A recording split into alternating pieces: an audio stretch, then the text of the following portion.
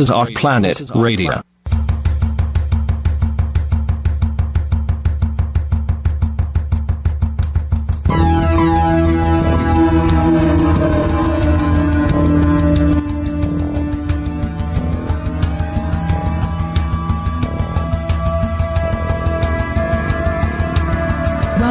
Another dimension, a dimension of insight, a dimension of understanding.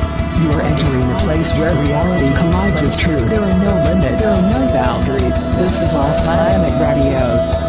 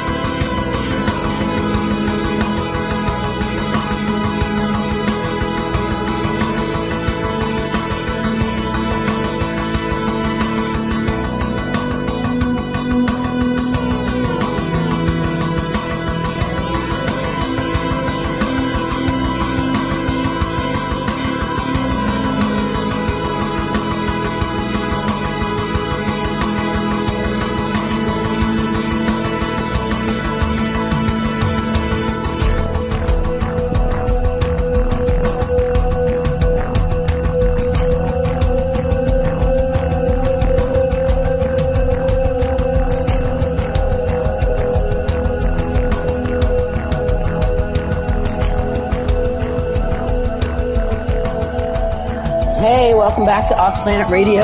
I'm Emily Moyer. Randy Maughans is with me, and we have another awesome show for you.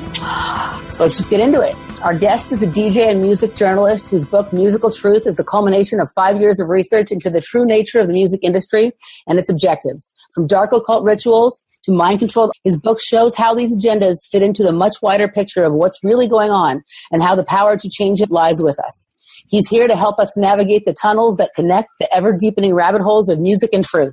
Mark Devlin, welcome to Off Planet Radio. Emily, Randy, good to be with you. Thanks for having me. Absolutely. It's good to have you on, Mark. It's good to finally talk to you. We've been watching your work from far for quite a while. And a lot of it was refreshing to read through the book and see, the interviews that you've done over time, because you really kind of lands the boil on something that's been lurking out there on the horizon, which has to do with culture creation and the evolutionary process of music specifically. I'm a little bit older than both of you guys. I've seen this from a longer view, and it wasn't lost on me that by the time I had hit my mid-20s, I realized that music was being used in certain ways. I grew up in the 70s. I watched how things morphed and changed, and not for the better for the most part, how standards became degraded over time. The Beatles is a real good touchstone for that. You have David Bowie. You have what happened in the world of hip-hop when it moved from what it originally was with kids with boomboxes, breakdancing in the Bronx and on the streets, and then going into gangster.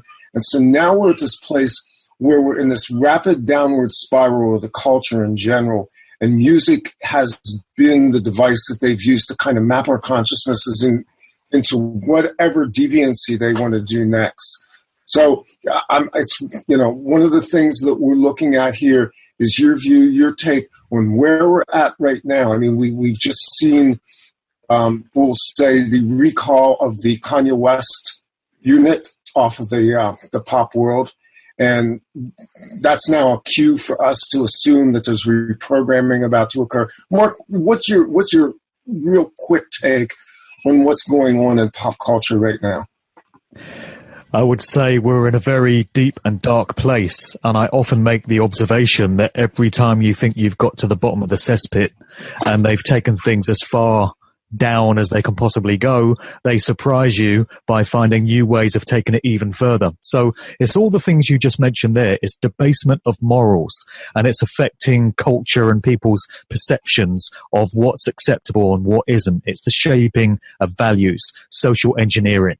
And who would have believed that music, which is supposed to be all about entertainment and having fun, could be used for those means? When I first discovered that the music industry, the corporate music industry, was being used for shaping cultural norms and sowing value systems in people's minds, it absolutely astounded me, because the thing about music and entertainment generally is it catches you off guard, because even if you have some understanding of how mass mind control and perception management is done, you don't necessarily expect it to be done through entertainment. You know, you get to the end of a tough working week, you've handled all the drudge and all the routine and all the obligations of the week, and all you want to do is just let your hair down and have a bit of fun, listen to some music you enjoy, rock out to it, go and catch a movie, watch a bit of TV maybe. But that's the way they get you, because nobody's expecting to be mind controlled through this stuff, which is supposed to be just something you do in your spare time and which you choose to do. So they don't have to ram this stuff down your throats, because people come to it. That's the attraction of entertainment. So it's a work of genius, the way they've been able to turn these industries and these walks of life into methods of controlling our perceptions, controlling our minds. So the whole thing just goes very deep. And when I first started investigating the ways in which the corporate music industry is used, I got onto things like symbols, occult symbology, and things that were cropping up in music videos, pyramids, all seeing eyes, 666 signs, that sort of thing. And I thought, well, this is interesting. What's all this doing here? And then that led to another level, which was understanding that you have networks of secret societies and mystery school groups which preside over these industries and which kind of dictate the stuff that gets into music videos and live shows, and which artists get put on, which artists are successful. So you think, well, that's interesting. That's a whole new level that I didn't know was there.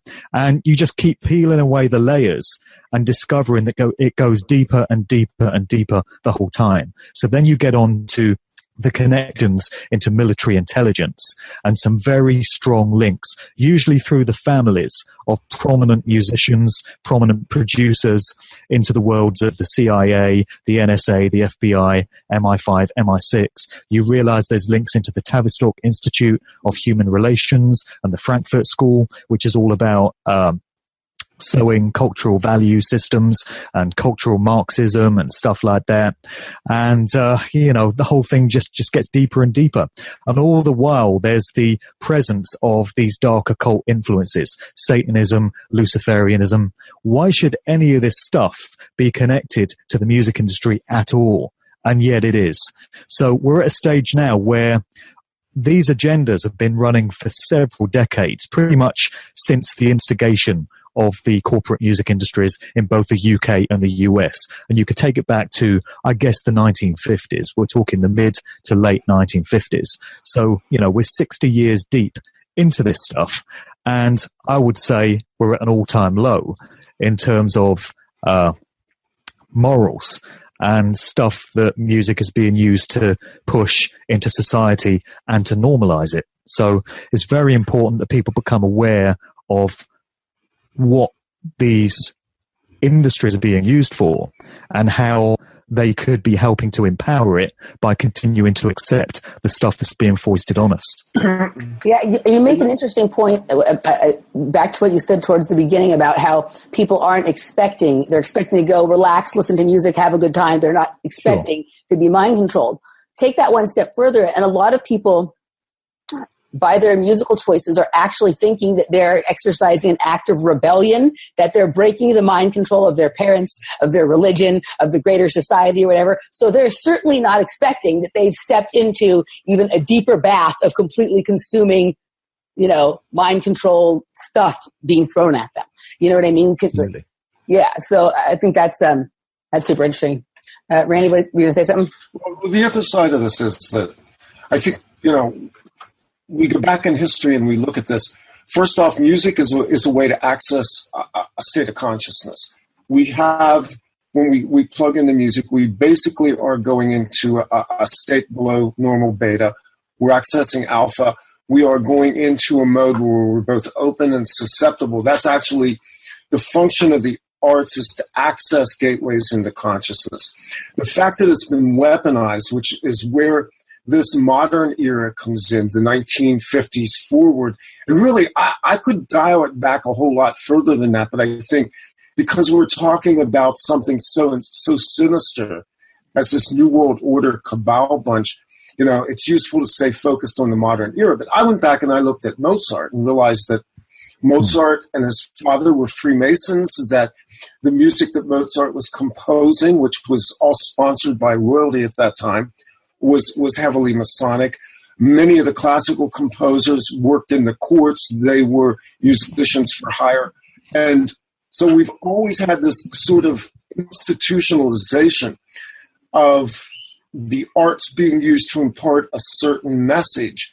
But within the margins of all of that, you also saw the boundaries of creativity where the artists themselves express themselves. You couldn't suppress that. But now, with MK Ultra and all the programs that have been foisted on us since the Second World War, we now have this weaponized system, and we now have our consciousnesses being intruded upon because this media machine is everywhere all the time. It's on 24/7. Yeah, well, you make a good point about the fact that you could take this whole thing right back to the days of the classical music greats, and there would have been a reason why those names were selected to be prominent musicians of their time. So the Mozarts and the Beethovens and the Chopins and the Strausses and whoever you might care to name, a great many of them, if not all, were Freemasons, as you pointed out. And they're all connected to these royal societies, the establishment of the day. So it wouldn't have been left to chance that these would be the prominent composers whose music people are still studying 300-400 years later. And it's the same principle as how is it that the Beatles and the Rolling Stones came to be the two most prominent rock groups of the 1960s? Would that be left to chance? When you come to understand the nature of the control system that we've got, and the fact that they have infiltrated and come to direct and manipulate every single walk of life and everything that affects our daily existence. The banking industry, finance, the world of science, the world of academia, the military, all the big food and drink corporations, the medical establishments. They're not going to leave the entertainment industry to chance, and they're not going to leave it just as some random thing as to which artists get successful and prominent and become household names. They would absolutely be in charge of that entire process. So I've come to realize this year that anyone you've heard of, anyone that's in the public eye, anyone that the average Joe in the street knows about, they would have been placed there. They would have been selected for the role. It's the same thing with any kind of fad, any kind of trend, any kind of political movement, anything that influences culture and which large numbers of people buy into. All of that is created. None of it is left to chance. And when you're prepared to accept that is the case, it makes sense of so many things. So, go ahead, Emily. Okay. So Randy and I got into an interesting conversation last night because I had been listening to your recent interview with Sophia Smallstorm, and she asked an interesting question about musical contracts and the way these artists are controlled being related to the straw man, right? And that was a really interesting question. And me and Randy kind of took it a little farther, and he brought up this idea of like the Beatles or the Rolling Stones or whatever as being, these are corporate entities. These are corporate fictions. That's what they...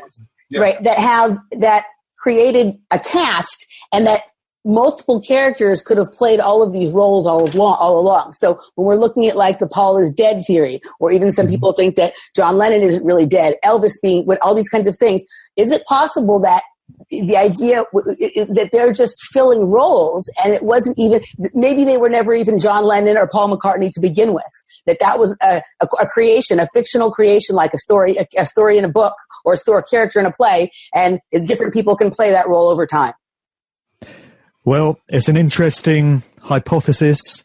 And of course, anything is possible. You come to understand that anything is possible because the waters are so muddied when you come to study these subjects. So, we have lifetime actors, and we understand that people have a public persona by which we think of them. But behind the scenes, they could be somebody entirely different, and their motivations are very different to what we understand. So a group like the Beatles, for example, are presented to us as four lads from Liverpool who were key musicians and wanted to create a band, and they wanted to put music out to the world, and they worked really hard, and they kept their fingers crossed and did a bunch of gigs, had a bit of luck, and managed to make it big and became a household name. That's the way in which their story is officially sold to us. And it's the same with all rock groups and all solo musicians. We're just led to believe that these people showed a bit of talent and did some hard work and found themselves in that position. But what if they're not what we think they are? And what if the process didn't happen that way? And what if these people are lifetime actors that are assuming that role, as you say? So, yeah, anything becomes possible. I think the best way to kind of illustrate this whole idea is by getting into the replacement of Paul McCartney, which is obviously a big, deep subject. And it's one which I always seem to find myself talking about in every interview, you know. It always comes back to that same thing, synchronistically or by fate or whatever it is. But I think in this case, it would illustrate the point as to what we're talking about regarding lifetime actors playing roles if we kind of get into that a bit. So, I mean, does that suit your plans? Sure. Yeah, absolutely. The Paul is dead thing, that surfaced. I remember this as a little kid. I remember somebody recorded the interview that aired out of New York. And I heard this, years later. Somebody gave me a cassette tape, and we listened to it. At the time, this seemed the most implausible thing in the world. This was the largest entertainment entity on the planet. These were the most high-profile people, the people who were the most plugged in, the most turned on, grooviest, the whole thing. It seemed implausible until you stopped and you looked at it. And I remember very distinctly thinking, while you listen to Revolver, which, there's only two Beatles albums I really own, Revolver and Rubber Soul, that are original copies. These are records that I was buying records when I was 9 years old. And I remember looking at Sgt. Pepper's and going, something's changed dramatically. The music changed dramatically. And so it never seemed implausible. I've been through decades of revisiting the Paul is dead thing and have become acclimated to the concept that, yes, this is now possible, especially once you move into studying the things that Emily and I have talked about, which go into mind control, MK Ultra, and a lot of the uber paranormal stuff that sits on the margins. The entertainment industry is magic. That's what it is. It is basically a technological form of magic and illusion. And this as a disc jockey. You are able to create illusions and sound, and even with lighting, entertainers know how to do the redirect. Musicians who play on stage, I played in rock bands. You know what your audience is feeling and sensing because you're watching them in real time. And a lot of this is the pulse of a culture that's basically being picked up, amplified, and then put through valves and put through all kinds of mechanisms to distort, contort, and basically fix the outcome so that the illusion is what you want it to be as the producer, the director, the controller. Right.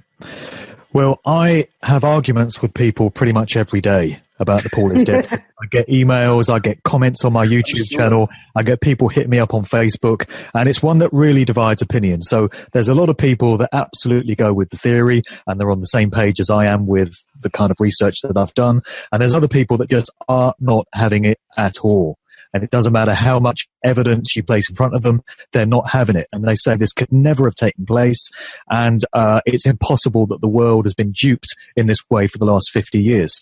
Well, if this was one isolated incident, and if it stood alone as a theory, I would be more compelled to agree that it couldn't possibly have taken place.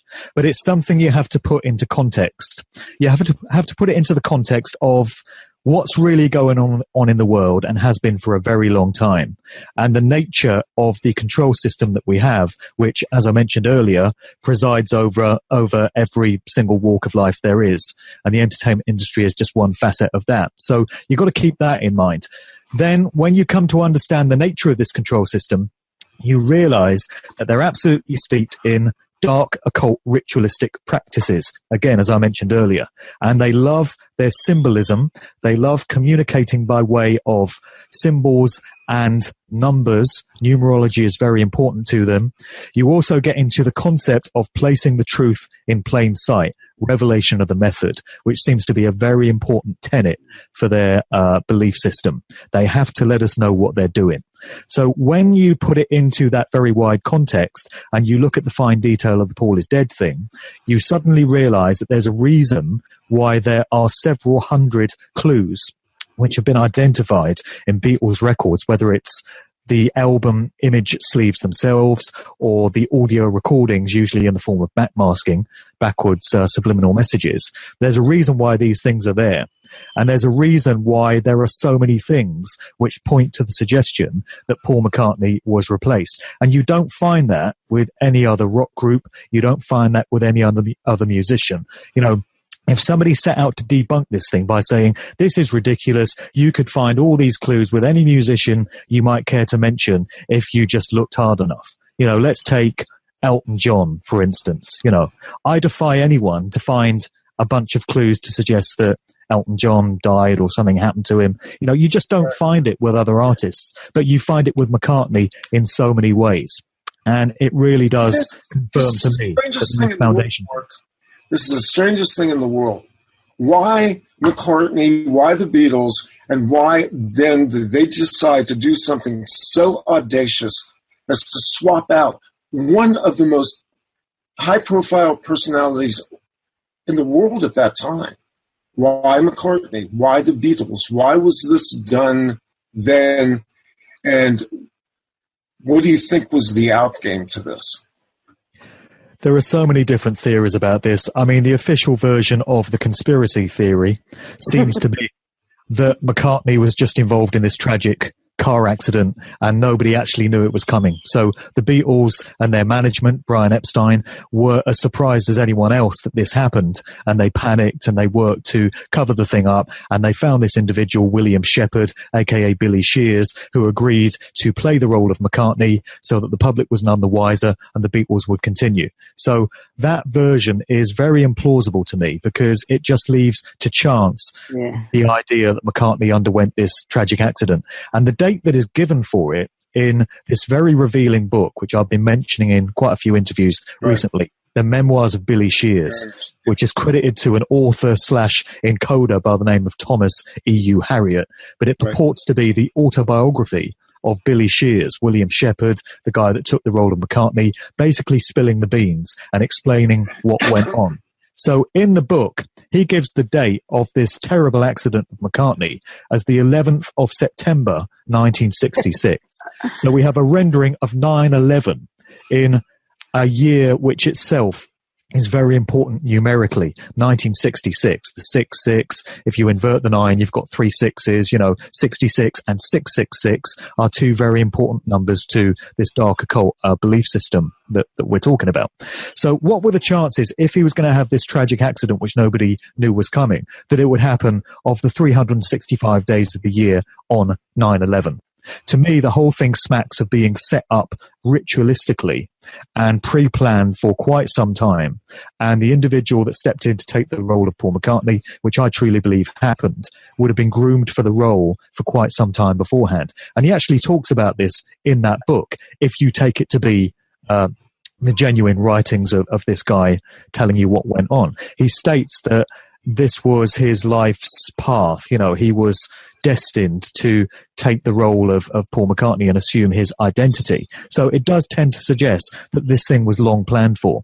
As for why it was him individually and why it was the Beatles that were chosen, it's anybody's guess, really. But I do think the Beatles were a product of military intelligence. You often hear that they were a creation of the Tavistock Institute, which has close links to MI5, MI6, the British intelligence networks. It wouldn't surprise me if that were the case. Again, in the book, The Memoirs of Billy Shears, the guy states that the Beatles were indeed created by the Tavistock Institute, and he says that when McCartney, the real McCartney, died, Brian Epstein liaised with individuals from the Tavistock Institute to take advice on how to handle the situation. So we're given a little clue as to, you know, their true nature there. I think they were the prize assets of the control system operating through the military intelligence communities in the 1960s. The group was selected to play a major role in the social engineering and the culture creation that took place in the latter part of that decade. And, you know, for whatever reason, they were the chosen ones for that role. And McCartney specifically was selected for his part in it. Whether he was complicit in it or not, I guess we'll never know. But the whole thing just smacks of kind of Masonic ritual activity to me. One of the things that we've talked about, because we've mentioned this on the show before, I have not read the big book, 666-page tome. I bought the smaller book, which was Billy's Back, yeah. and read that over, a weekend. I've since reread that about 4 times and gone through it randomly, pulling clues from it. It strikes me as both legitimate on one level and a misdirect on another, because it doesn't really tip the hand on what the larger game is in terms of why you would create this. Why would you create this culture of death, which is exactly what happened. The 1966 death of Paul McCartney triggered off a cascade of rock and roll deaths that reeled for, as nearly as I can tell, right through 1970. That included the death of Brian Epstein, the death of Rolling Stones' Brian Jones. It included Jimi Hendrix. It included peripheral figures on the scenes of things. And I guess where we've gone with this, and I'm interested to get your input, is, was there a death culture that was created here? Was there a subliminal that was being implanted into the mind of people that triggered a cascade of events to take us someplace like, say, maybe 9/11, which, by the way, William Shepard, a.k.a. Paul McCartney, happened to be on the tarmac in New York City the day the planes allegedly hit the World Trade Center. What a coincidence. That's kind of where we've gone with this. But maybe you can bring that back down to earth a little bit, because we kind of tend to reel off into a lot of, intricacy. Yeah, well, I do that too. So there were a large number of rock musician deaths around that time, as you pointed out, and it's all the names you mentioned, Jim Morrison as well. And, going forward, you had Bob Marley and John Lennon and so many others. Keith Moon, Mama Cass of the Mamas and the Papas. Incidentally, Mama Cass and Keith Moon were both discovered dead in the same apartment in London. Yeah. Which just happened to be owned by the musician Nilsson, a.k.a. Harry Nilsson. So Mama Cass in 1974, Keith Moon in 1978, in very suspicious circumstances. There's a whole load of suicides and a whole load of accidental overdoses. So most of these rock music deaths are attributed to one or the other, but in most cases, in the 60s and 70s, it was overdoses. And you can only really get away with that in an industry like rock music, because the public perception of what it's all about is it's fast, edgy, dangerous lifestyles. And everyone knows that's the way rock stars live their lives. And so it's no great surprise that a few of them turn up dead, floating face down in the swimming pool like Brian Jones, passed out unconscious in a bathtub in Paris like Jim Morrison, asphyxiating on your own vomit like Jimi Hendrix, although there's more to all these stories, of course, when you get into it. But the public will accept these stories because that's just their idea of what the pop music world is like. And we see the same thing in the modern contemporary era. So when you've got artists like Britney Spears going a bit mad, shaving their hair off, attacking cars with umbrellas, when you've got things like Lindsay Lohan just running around Hollywood, just acting crazy, when you've got Justin Bieber, Miley Cyrus. Yeah, drag racing on Miami Beach and just wearing gas masks at concerts and rambling incoherently on the mic. And you've got Mariah Carey just talking gibberish and stripping off on TV. And you've got Kanye West seemingly losing his mind in Sacramento and just going on this spontaneous rant. People chalk that up as, oh, it's just the celebrity lifestyle. It's these stars, they just go a bit crazy, don't they? It's just the pressure of fame. They can't handle it. They crack a bit, you know.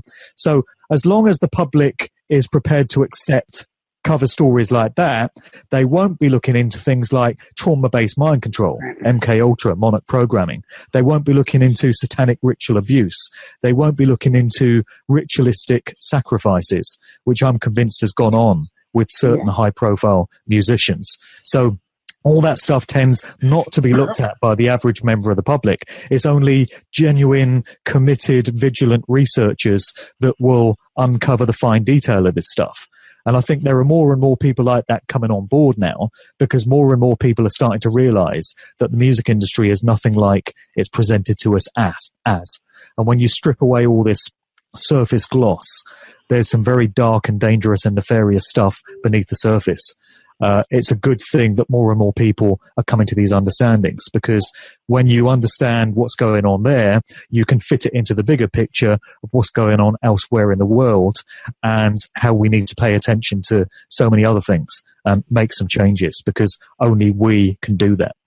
Yeah, two things come to mind with what you were just saying. First of all, I've been involved for 20 years in a dance scene that is renowned for having a lot of drug use go on. I'm very into the dance music scene. I can only think of one friend of mine that's died of a drug overdose. So how is it that all of these musical stars die of drug overdoses? I know I have lots of friends that have had drug problems, that have struggled on and off with sobriety, that have had to go to rehab, that have lost jobs, that have lost, that have lost a lot of, opportunities in life, but very few of them actually die of overdoses. So how is it that only all the celebrities die of overdoses instead of going through those usual things that most people go to? So I find that odd. But then also what you were just saying, when people have these when the celebrities have these breakdowns, it's very funny how they act very strangely, but sometimes there's a string of something very truthful in the things they're rambling on about. Like what happened with Kanye West the other day. He made a lot of very good points in his rant. You know what I mean? And of course, so in fact, he said more truthful things than anything he's been saying for the last many, many years. And that seemed to be reason enough to send him off to the hospital, to check him into the hospital, because he was, revealing the truth. You know what I mean? So even if you look at some who are really degraded, your Britney Spears and whatever, even within that, there's a few things that she said. I remember her making comments about being tired of people touching her and sticking wires in her head and things like that.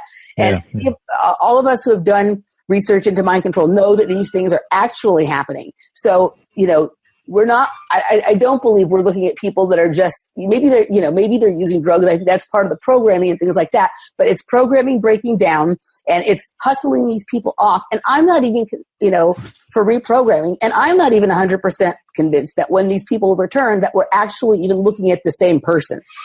You know what I mean? What do you think about that? You often find when these stars go off on their seemingly incoherent ramblings, as you say, that there are nuggets of truth in what they're saying. So the other day, just to keep it topical, as you mentioned, Kanye West on stage in Sacramento just went on this 15-minute tirade about this, that, and the other. And most people just think he was talking utter crap and, the guy had lost his mind. But if you actually study some of the things that he was talking about, he kept saying, I'm on my Trump shit right now. So he seemed to be endorsing Donald Trump and kind of rallying against the establishment in some way. He kept making references to Jay-Z, and he kept saying, don't be sending those killers up in my head now. I think he said that about 3 times during the course of this talk. What does that mean? People need to ask themselves, why would he say something like that? Why was it addressed at Jay-Z? He also made reference to Beyonce, and there were a lot of very interesting things in what he was saying. He also mentioned the names of a lot of hip hop artists that were actually good, true hip hop artists, and not the crap that people listen to now. I just listened to it right before we came on, and he mentioned the people he listened to growing up that probably nobody in his audience had ever heard of. Yeah, well, he also mentioned Drake, who I would not describe, who I would not put in that category. Yeah. But it's interesting that he was making these references to "Don't send those killers up in my head now." Mm-hmm. And you mentioned just now that Britney Spears, when she shaved her hair off, was making comments like, "I've got to get these things out of my head. They're not going to plug these things into me anymore." So it seems to be a reference to some of the techniques that are used in trauma-based mind control, which is a horrific thing. But people need to study it to understand what a lot of these artists go through. And there's so much evidence to show that this is the case now. And there have been so many whistleblowers and insiders that have come forward, not least the likes of Kathy O'Brien and Bryce Taylor and Cisco Wheeler and people like that have actually been involved in this stuff. The other thing is, do you recall seeing a movie starring Mel Gibson called Conspiracy Theory? Yes. Absolutely, yeah. Released in 1997. This is a very revealing movie because at the start of it, this guy, Jerry, played by Mel Gibson, is a taxi driver, and he's portrayed as being a bit mentally unstable and a bit neurotic, and he drives his passengers around in his taxi cab, and he rants about this and that and just goes off on one and talks about all kinds of crazy stuff. So as the credits are rolling at the start of this film, he's talking about all kinds of stuff that is presented to us as the demented ramblings of this mad taxi driver. But the interesting thing about it is that everything he says is true. Yeah. And is verifiable. Yeah. So he's talking about, if I recall, he mentions that George Bush Sr. is a 33rd degree Freemason. He mentions that they're putting fluoride in the water to make people docile and dumb and more obedient to authority. He mentions that they're poisoning the food and poisoning the skies, He talks about all kinds of other stuff, secret societies. And everything that he mentions is verifiable and has been discussed by conspiracy researchers for many, many years. But the general public watching the film that aren't clued up on this just think all the stuff he's talking about must be crap because the guy's crazy.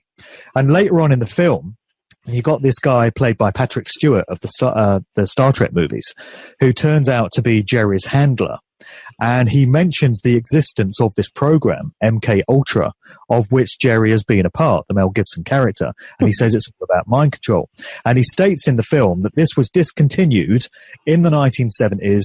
The CIA came clean about it, released a whole load of documents to prove the existence of this program, but it was then shut down. Yeah, right. Of course it was. So he gives the impression that there were some kind of rogue agents, a rogue faction of the CIA that continued this program unofficially. And this is the basic premise of the film. But we're getting a lot of truth communicated to us in that movie. Yeah. And not least through the supposed demented ramblings of Jerry. And it just reminds me of the stuff that Kanye West was going on about. Most people write it all off, but there's some stuff that needs some attention in there. And why did he keep mentioning Jay-Z? I've got a friend in the UK who I'm going to be interviewing for one of my podcasts in a couple of weeks, who says that he worked as a booking agent for Kanye West when he first started his career as a rapper.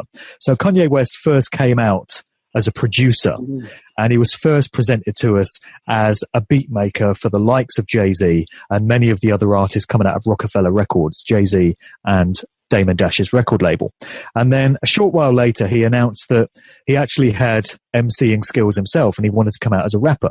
And so he put together his debut album, The College Dropout, which was released in 2004. And this was a breath of fresh air to many hip-hop fans because he was dealing with conscious subject matter and he was putting across some meaningful points over some wonderful beats, all based around old soul music, breaks and loops created from brilliant old soul records. And this album was very much heralded by genuine hip-hop purists as a great piece of work. And he had tracks like All Falls Down and Jesus Walks and a whole load of others. And a couple of years later, he put out his next album, which wasn't quite up to that standard, but still it was full of some great points being made. But a couple of years after that, it was very clear to see that his music was starting to devolve, degenerate, become more degraded, more debased. And this was the point where he got a closer and closer affiliation with Jay-Z. And the two of them were often performing together and often seen out together. And Jay-Z just seemed to be having more and more of a hold over his career. And here we are in 2016 with Kanye going off on this crazy tirade saying, Jay, don't be sending those killers up in my head now. You know, what is he talking about? What is the influence and the hold that Jay-Z has over Kanye West now? Why has his music become so debased? You know, he's just talking about nothing now. The music is vacuous. Yeah. It's just satanic in nature, I would say. It's demonic sonics, as I call it. You listen to the structure of his records and what's going on a production level, and it's just horrific to listen to, and it's very much in keeping with where so-called hip-hop has now got. And it's such a far cry from what Kanye West used to be all about. He's a brilliant example in how they take an artist and just completely degrade them over a period of time and make them into a complete mockery and caricature of what they once were. And it's pretty tragic to see what's happened with him. And there's all sorts of other rumors and suggestions with Kanye West. So he lost his mother. He was famously very close to his mother, Donda, and she died very suddenly. I think it was so weird. Yeah. She went in for some cosmetic surgery and she just happened to die on the operating table. And Kanye was very cut up about this, and it seemed to affect him in a very bad way. And his music and his whole persona just seemed to get darker and darker from that point. He put out this album, 808s and Heartbreak, which was completely drenched in auto-tune, this horrific method of production that makes vocalists sound like androids. Yeah, and we'll get into that. Yeah. I want to get into that more in the second hour, but keep going. Yeah. Sure. And it's all over so-called hip-hop and pop music, but nobody you speak to likes it. So why is it there? We can talk about this in the second hour, as you say. But he put out this very bleak, dark album, all steeped in auto-tune, called 808s and Heartbreak. And it was said to be him dealing with his grief and the darkness that he was going through at having lost his mother. And when you get into the concept of artists making ritual sacrifices of loved ones in exchange for heightened levels of fame and fortune, you have to ask yourself if that's what could have been going on here with the loss of Kanye West's mother. You get it with so many other artists. Dr. Dre lost a son very suddenly. Yeah. And a half-brother going back many years as well. Bruno Mars lost his mother very suddenly a few years ago. Andre 3000 of Outkast lost his mother very suddenly. Jennifer Hudson lost her mother, brother, and another family member in a mass shooting going back a few years as well. So when this keeps happening, you have to ask yourself whether it's just one of these random things, such as all these rock musicians back in the day, Jimi Hendrix, Jim Morrison, Brian Jones, just happening to die of overdoses and all these accidents, or whether there's a trend emerging here. You know, you have to be sensible about it. And when it keeps happening, it would appear to be the case that there's more to know. Yeah, I'm not a coincidence theorist, so I definitely agree with you. And it's endless, the amount of people that, of both stars that die and people close to them. But you bring up a good point in your book and talk about it here as well, is that when people, so you have these things happen and then all these people either mourn the stars or even become aware that, you know, they always make a big deal on the news. Like I remember it went on for days and days when the thing happened with Jennifer Hudson's family. And then you have the psyche of the entire public involved in it. And it's like creating a kind of energy that would be the reason why they would do these rituals. It's also, you know, brought up time and again by researchers that a lot of these like mass shootings that we experience in the United States and these very strange things, it almost seems more about the outcry that happens from the people after and the way people get obsessed with it and focus all their energy on that. And it creates almost this sort of harvesting of loose energy for the demonic entities that sit just outside of our range of vision that come in and eat off of that. Also, a lot of these things, and you can look at things that happened at like the Altamont Festival with the Rolling Stones. And also when you look at these shootings, that a lot of them occur in areas that are geometrically very interesting with ley lines, where they are certain spots of the earth. You know what I mean? it would be interesting. I'm sure there is somebody who looked into this, but to look into the exact, to map all the exact locations where these sacrifices, quote unquote, or deaths of people and loved ones occur, and see what kind of geometry is going on there as well. Well, that would be a very interesting thing to do, and it ties into a theme that came up in one of my recent podcasts, which I put out a couple of months ago, and it turned out to be quite a contentious volume of my podcast series, and I make no apology for that because it's a subject matter that I wanted to get out there. I discuss all kinds of things in my Good Vibrations podcasts, and I was chatting with this guy, Nathan Riddett, from the UK. We were talking about veganism, the morality of veganism, and the meat industry, and what is actually going on with the billions of living creatures that are slaughtered every single year to satisfy humans' appetite for eating meat. And he made the point that he has mapped out a system of where so many slaughterhouses and abattoirs around the world are situated in terms of their relation to the Earth's energy grid system. So in the same way that you hear about ancient monuments, such as Glastonbury Tor, Stonehenge, the Great Pyramid in Egypt, the Avebury Stone Circle, the pyramids in Bosnia or Central America, so many of these ancient monuments always seem to be situated on vortex points in the Earth's energy grid system, where two or more ley lines meet, and you have this convergence of energy and an amplification of that energy. And if you place a monument or a sacred site on that point, you can be both drawing energy out from the grid system and also feeding your chosen kind of expression of energy back into it. So obviously that can happen for very positive, uplifting purposes. It can be used for healing. It can be used for sending out positive vibrations into the morphogenic field. But the opposite can also be true. And if you're an individual or a group that doesn't have humanity's best interests at heart, and your interest is in Satanism and dark occult practices and putting negative energy out into the morphogenic field, then to situate slaughterhouses and abattoirs and all the fear-based energy that goes with it, all the terror and the death and the mayhem and the mutilation that's experienced by these animals in these terrible places, on a vortex point where the energy is amplified, just think about the effect that's having in terms of feeding all that dark, fear-based energy back into the grid system and emanating it out, much wider afield.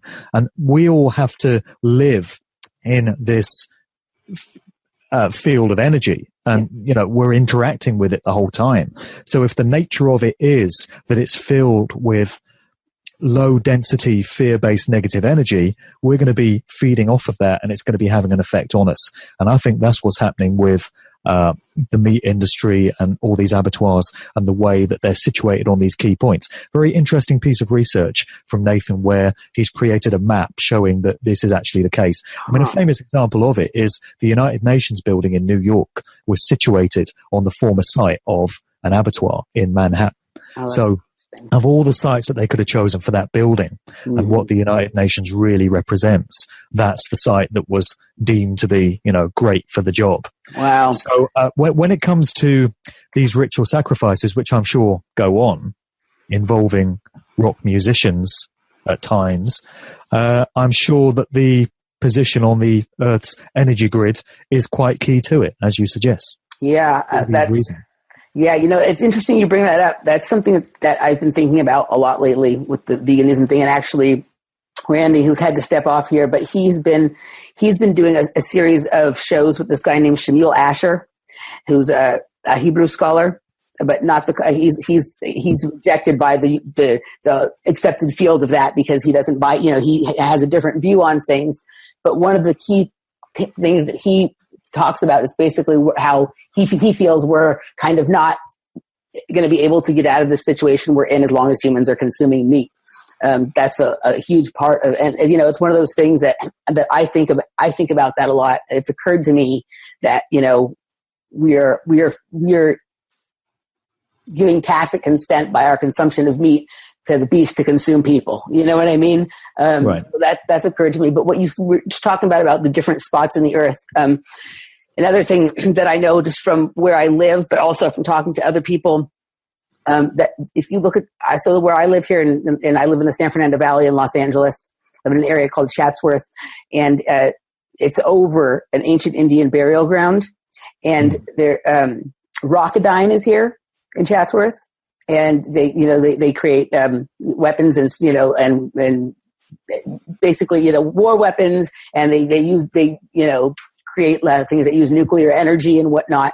And I know other people who live in areas where it's the same thing, where JPL or Raytheon or whatever, JPL is here as well. They're always on areas where there has been something like that, some kind of native tribe that's been pushed off, and there's a burial ground there. So I think that they're drawing on that, but there's probably also a certain level of a certain different kind of ether in that area as well. You know what I mean? From all the different kinds of spiritual practices that went on there before, and they're using that. I mean,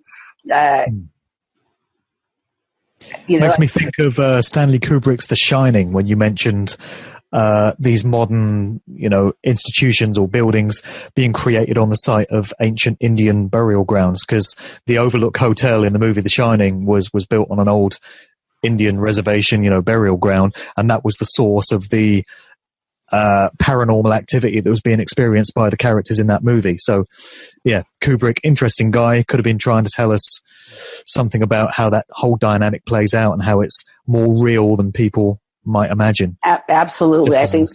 Yeah, they don't build places accidentally. And I'll just hit on one more since we're on this interesting topic. So, I was born at your favorite hospital. Cedars-Sinai. Well, I was actually, so I'll give you the background to it that you might not know. So they changed the name. It used to be called Cedars of Lebanon. And since I'm older than I look, I was born at Cedars of Lebanon. Okay. But it's the same hospital run by the same people. And when they changed it to Cedars-Sinai, they also moved it. I was born at the original Cedars of Lebanon, which is now where the Church of Scientology is. And it's and so, there's a lot of interesting and strange things that have gone on in these Cedars hospitals. And then obviously Scientology is strange. Both of them have a very deep connection to MK Ultra, which is something that I have a background in dealing with. And the other thing that's very interesting that I kind of have come across a few times information-wise, and somebody sort of almost divined some of this information to me, and I looked into it, was that a group called the Circle or the Council or the Cult of Nine was very active on that same block in Los Angeles where the Cedars of Lebanon was and where Church of Scientology is, and now perhaps even in that building. So they like to keep those energy. And the Cult Circle Council of Nine is something that Michael Aquino, who people are well aware of, been involved with, the Temple of Set and all that kind of stuff, has been involved with. So they like to keep these programs even within the confines of certain buildings that house. Yeah. I would argue that these buildings probably were built by Masons and used materials that they were able to charge and that are good for housing, amplifying, distorting, doing whatever they want to with energy. Sure. So I've heard from my research into MK Ultra and where the majority of these experiments went on. It's 3 types of buildings, 3 classifications of places where most of these operations went on. One is in Masonic temples themselves. Research has shown, my evidence, evidence that's come across my radar has shown. Another one would be military bases, so no huge surprise there. And the other one would be hospitals. Mm-hmm. Which have a nice, innocent kind of public cover to them. But I'm sure there are various wings of these buildings where all kinds of stuff goes on that the public doesn't get to know about. And so those seem to be the 3 main sort of hotspots for this type of experimentation. Absolutely. And Cedars-Sinai, you probably picked up on the fact, I've mentioned it in a couple of interviews, I think, but also in the book. Yeah. I've just highlighted the massive amount of celebrities that have been rushed in inverted commas to this one particular location, Cedars-Sinai Medical Center in Los Angeles.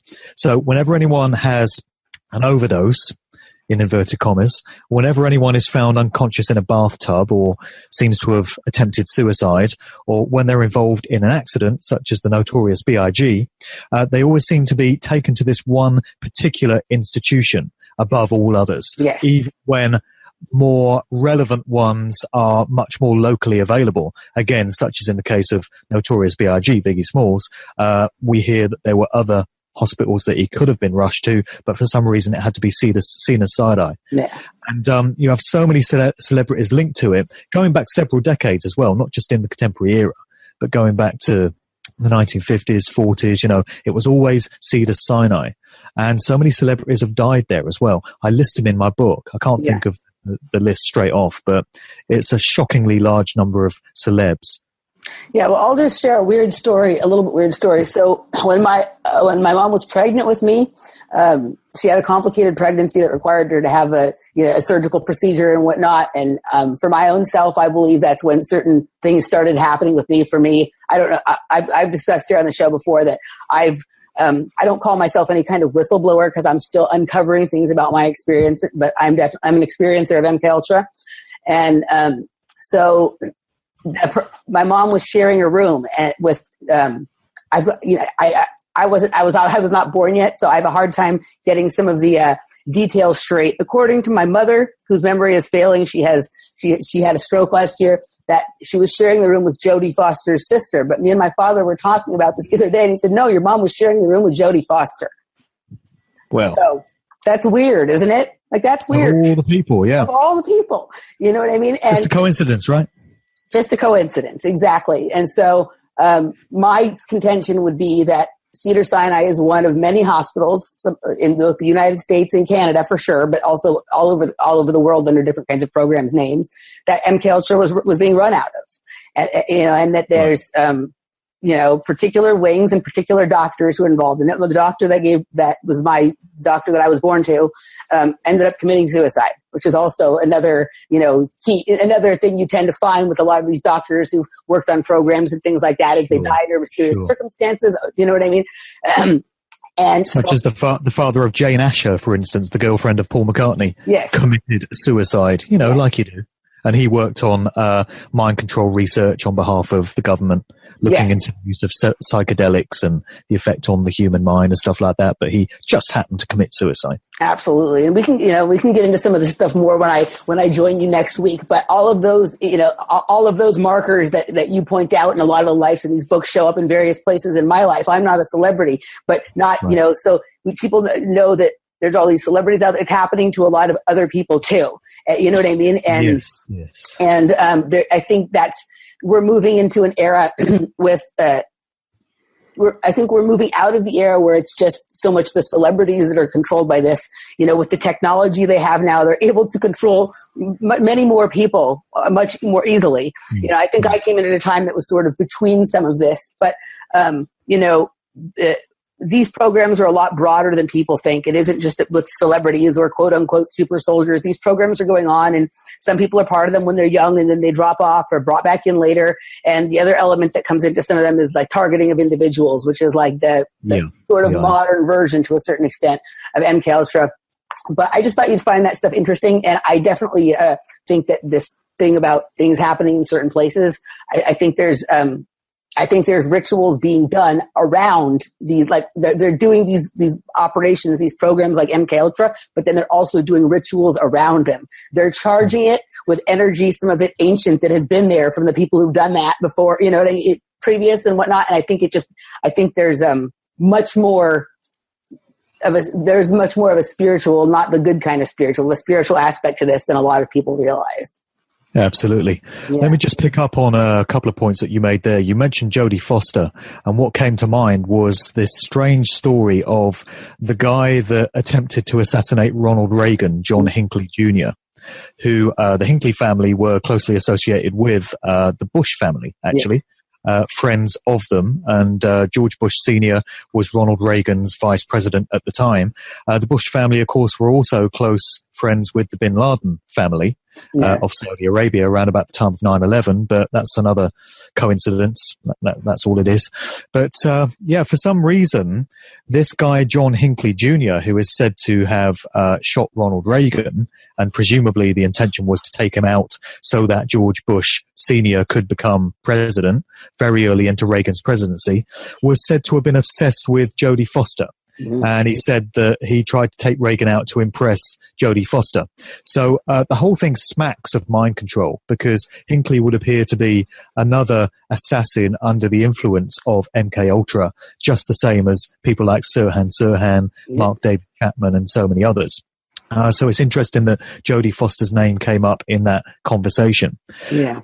Another thing that I just wanted to mention was reinforcing what you said about how MKUltra was a very far-reaching program, and it wasn't just about the mind control of celebrities. So you can look at the different facets of it, and in particular you have Monarch Programming, which is the kind of side project to MKUltra that crops up time and time again with musicians and Hollywood actors.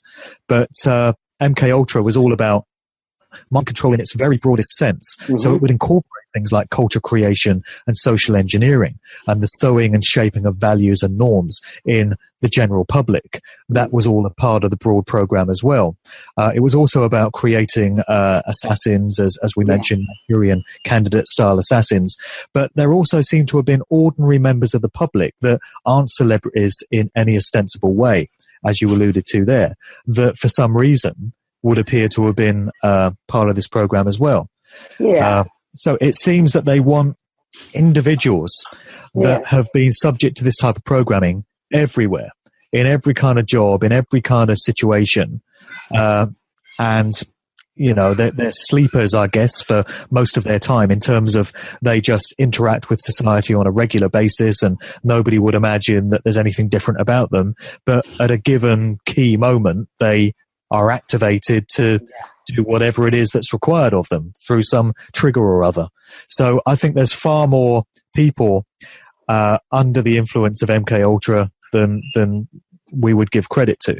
Absolutely. And I think there's also this thing, you know, I think I was actually probably for myself chosen to go. I think so. What happened for me is I was born at the Theaters of Lebanon, and I was an actress as a child, and I was in a movie called Rainbow about Judy Garland, who's the star of Wizard of Oz. And so, which is a mind control trigger, control trigger. And so as I've deprogrammed, you know, myself and worked through some of this stuff, I've definitely was subject to Wizard of Oz programming. But I think sometimes what happens is I think that mind control doesn't always work as well on some people as it does on others. But that doesn't mean they still don't want to use you for things. And I've talked about this, you know, I'm in contact with several people who are experiencers of MKUltra. And, you know, sometimes they have a very definite idea of what they want to use you for, and they'll force you into that. And that's kind of, they'll torture the crap out of you to keep you on that path. And with other people, sometimes they let them go off on their own path and find other ways to use them for other things later. You know, I showed more interest in doing gymnastics, which is also, a great way to control, you know, it's very subject to things like mind control.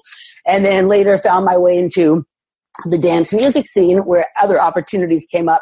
So I think that it's really important when we're bringing the awareness of mind control with music and whatnot to everybody, that there's so many different ways that this can happen. It's, you know, like there are, just like what you were talking about, the movie Conspiracy Theory, there's the government program that they say ended. Yeah, right. But there are rogue networks who just took off with the different skills and the technologies. People who worked on programs who went off and formed corporations or part of mercenaries, you know, all these kinds of things. And they bring those skills with them. And and some of them, and nowadays people have some of the technology, you know what I mean, to do things. And so there's all of these things going on. I would say that there are governments, militaries, mercenary agencies, corporations, studios, all employing these tactics on people that they hire and people that they come in contact with. All right, so let's go to a break. When we come back, we're going to get into some the ins and outs of some hip hop and pop culture and whatnot. And to go to break, we have a track that Mark has selected from an artist named Elias Clay. It's called "Wake 'Em Up," and we'll be back. All right.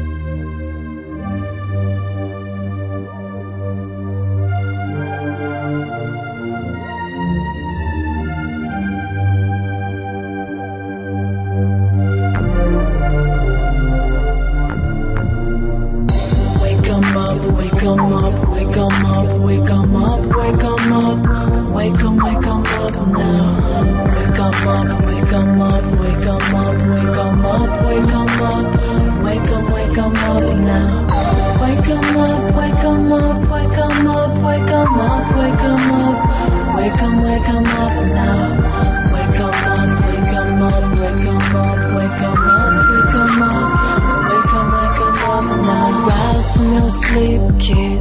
Let it settle in. We be living in the strangest time that's ever been. Like a strange dream. See society imitating the TV reality. I gotta do this, I gotta have that.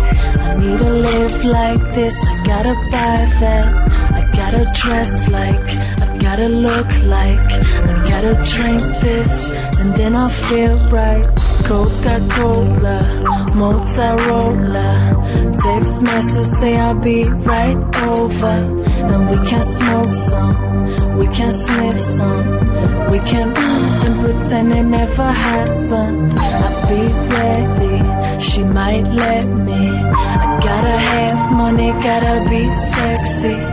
Say the radio and the TV on the daily, distorting our reality. To be honest with you, I don't really know how we're gonna change this, but we have to. To be honest with you, we could change it right now if we stop this, but we're moving backwards. To be honest with you, I don't really know how we're gonna change this, but we have to.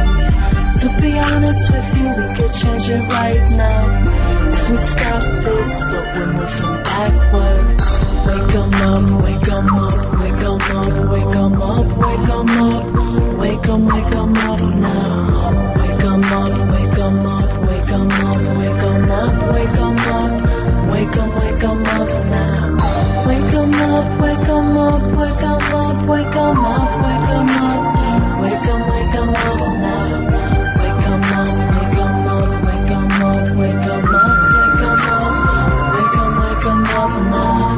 When we inhale, when we exhale, when we walk around breathing in the chemtrails, there's a system trying to poison, slowly altering the girls and the boys, and the whole nation has been raised in a lifetime of indoctrination.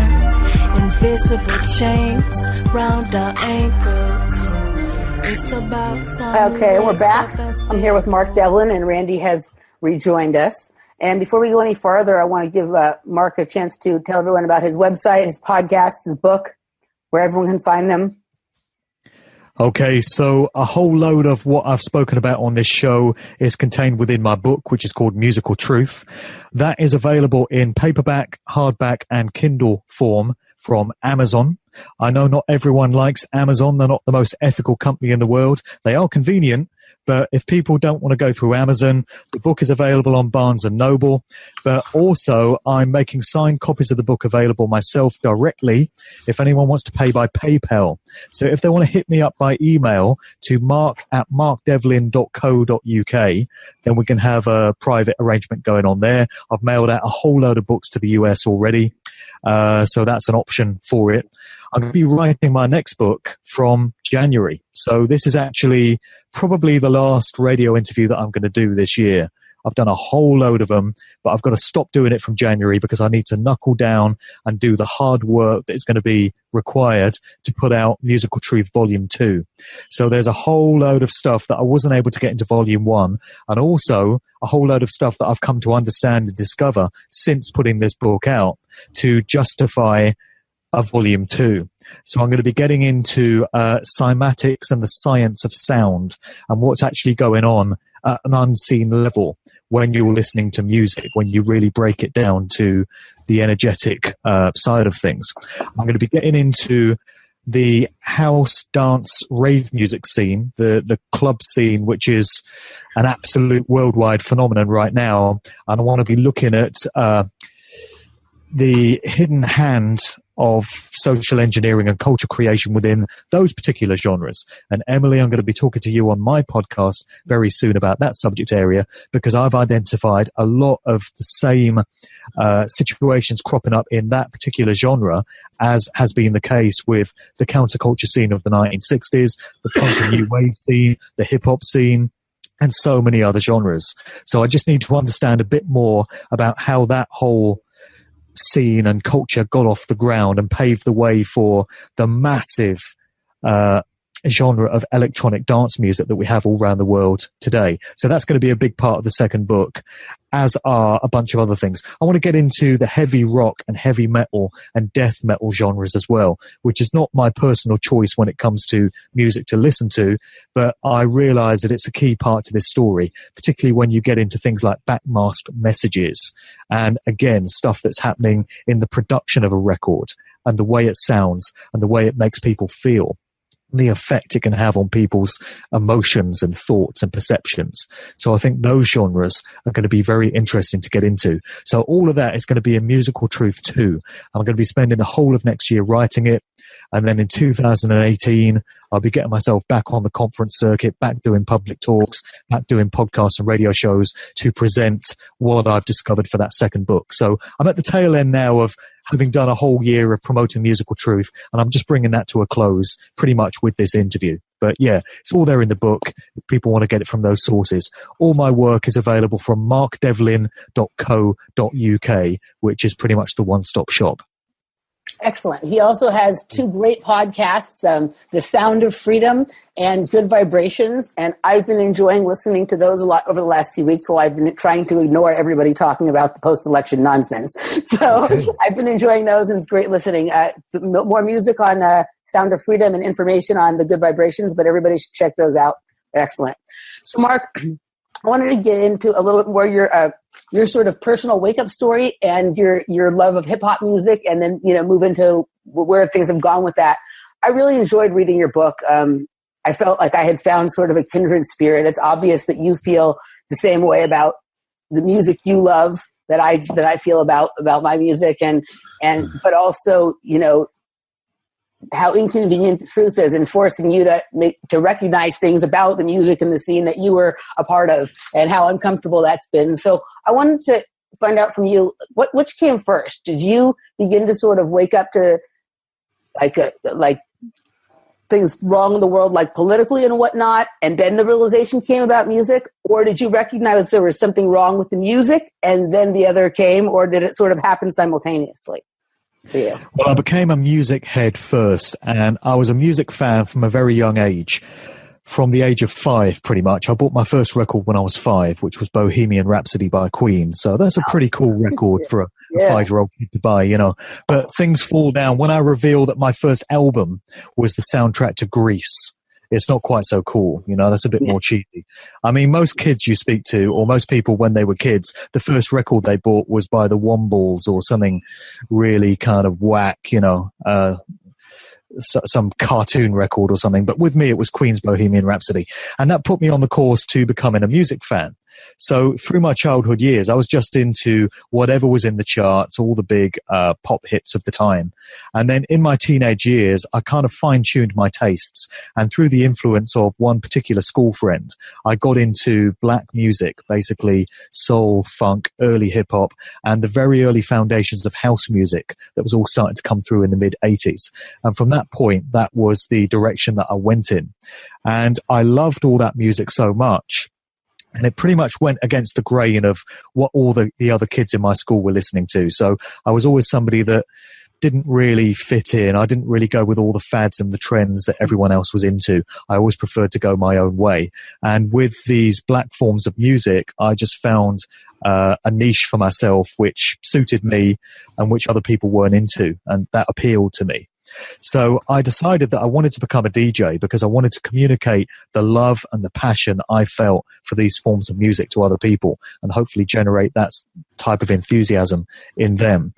And I very much feel like I was born to do it. It feels to me like I came here to be a music man. And it wasn't until a few years ago that I really came to a realization that what I'm doing now is the path that I need to be on. This was my reason for incarnating into this reality. And that's a pretty sobering realization to come to. But, we all come here for a reason. We come to learn lessons. We come to contribute things, our skill sets, our knowledge. We come to participate in processes. And I feel that's what it was for me. And I was thinking earlier about, Randy mentioned David Bowie. And you think of somebody like David Bowie.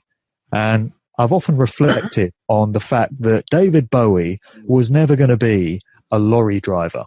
He was never going to be. He was never going to be a warehouse picker.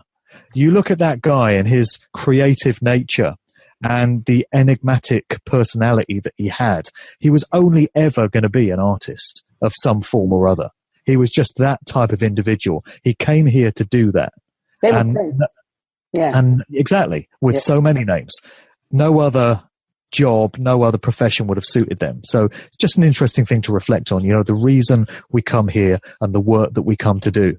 So things had reached the point where I got myself established as a DJ, and I did that pretty much for the best part of 20 years before I woke up, in inverted commas, or started to wake up. And by that point, I had come to some realizations that the world is nothing like we thought it was, and there are individuals and groups behind the scene that are running things that are very different to the ones that are put in the public eye. So Barack Obama is not the most important and powerful man in America. He's actually a puppet and a stooge, and there are others who are directing his every action and writing all his scripts for his auto cue.